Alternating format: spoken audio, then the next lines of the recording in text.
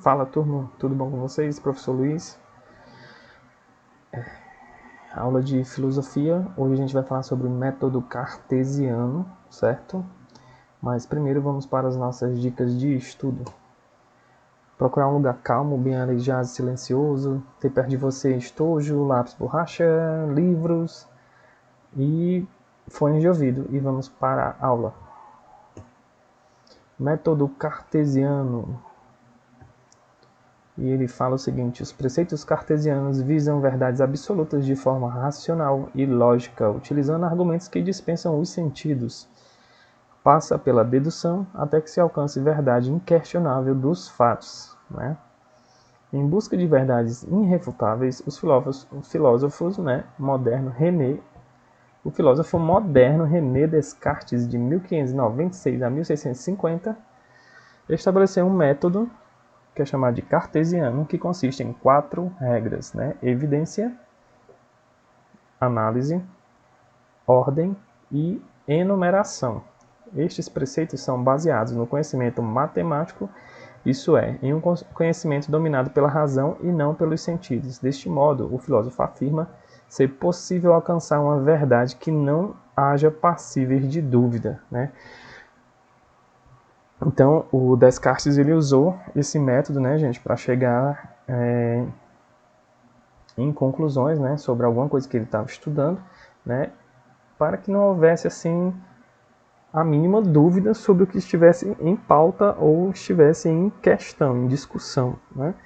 Então, ele usava nesses métodos as evidências, né, as análises, a ordem e a enumeração. Isso, né, lembra o quê? Aqueles filmes de suspense lá que a gente vê um assassinato, né, em que os investigadores chegam no local do crime e começam a fazer toda aquela investigação policial, né, para descobrir como foi aquele assassinato e etc. Isso que é utilizado nesses filmes, sim, é o método cartesiano. E ele é utilizado até hoje. A filosofia da Idade Moderna foi marcada pelo protagonismo do homem em relação ao conhecimento da natureza.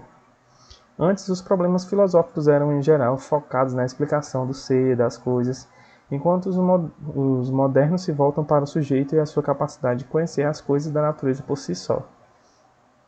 Conhecido como o pai da filosofia moderna, Descartes procurou enfatizar a capacidade humana de construir o caminho do conhecimento por meio da sua própria razão, né? Por isso é considerado um racionalista. O filósofo desenvolveu um seu método baseado nas peculiaridades da matemática, cujo caráter é inteiramente inteligível, baseando na ordem e na medida das coisas. Sendo assim, os preceitos cartesianos visam verdades absolutas, das quais não se deve haver dúvidas do valor. Para tal, utiliza-se argumentos que dispensam os sentidos, mas que se encadeiam de forma racional e lógica, de modo que se possa deduzir uma coisa da outra, até que se alcance a verdade inquestionável dos fatos.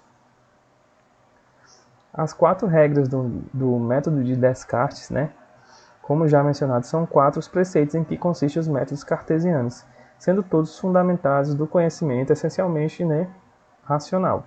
São eles: a evidência é a primeira regra, exige que não aceitemos como verdade o que não seja claro e distinto. Nessa regra, o filósofo alerta sobre os juízos precipitados e a prevenção, isso é, o preconceito.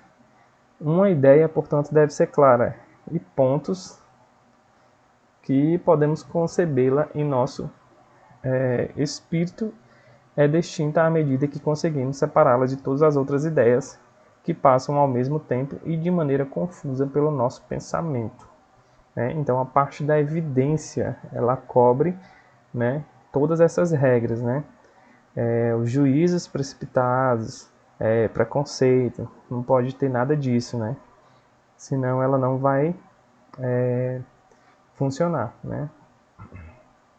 Análise. A segunda regra consiste em dividir cada uma das dificuldades que serão examinadas em tantas partes que sejam possíveis e necessárias para resolvê-las da melhor maneira. Segundo o filósofo, dividir o problema o torna mais fácil de ser enfrentado, né? Então ele pegava essa parte da análise e ele dividia em várias partes até ele conseguir chegar, né, em um número X de provas ou de evidências, né, que eram divididas lá por essa parte da regra dele cartesiana, que era a análise. Então aqui, a ordem. Agora que as dificuldades foram divididas, né, na parte da análise, o próximo passo é ordená-las, conduzir nosso pensamento a solucionar as dificuldades. Assim deve-se começar pelas questões mais simples e os objetos mais fáceis de conhecer, para gradativamente ordenada, né, tratar dos objetos compostos e problemas mais complexos.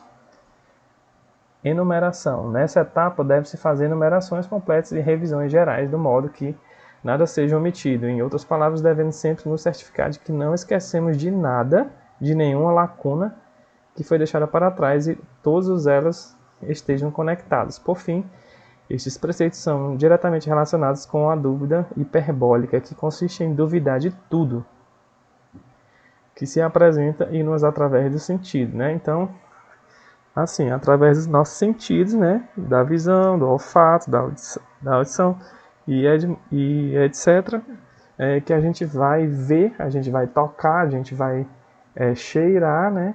Vai analisar aquela coisa usando todos esses nossos sentidos, né? Principalmente a nossa capacidade máxima, que é a do pensamento, né? E através, né, de toda essa análise dessa conjuntura, né, de objetos adquiridos ali, a gente vai chegar nessa verdade, né? Então ele fala assim: visto que as sensações facilmente nos enganam e somente pelo método racional é possível acessar a verdade. E a atividade que eu deixo para vocês é a seguinte: pesquise e escreva em seu caderno como o método cartesiano é utilizado nas investigações e equações matemáticas, né? Então você vai estar pesquisando para ver como é que ele é utilizado hoje em dia nas investigações e equações matemáticas. Ele é utilizado em várias outras coisas também, né? Mas eu quero essas duas aqui que vocês estejam fazendo, né, nessa atividade. O conteúdo das nossas aulas vocês podem estar acessando na escolapequenospassos.com.br, né? Não deixem de seguir a gente nas nossas redes sociais e deixar o like nesse vídeo. A gente se vê na próxima aula. Um grande abraço. Até a próxima. Valeu!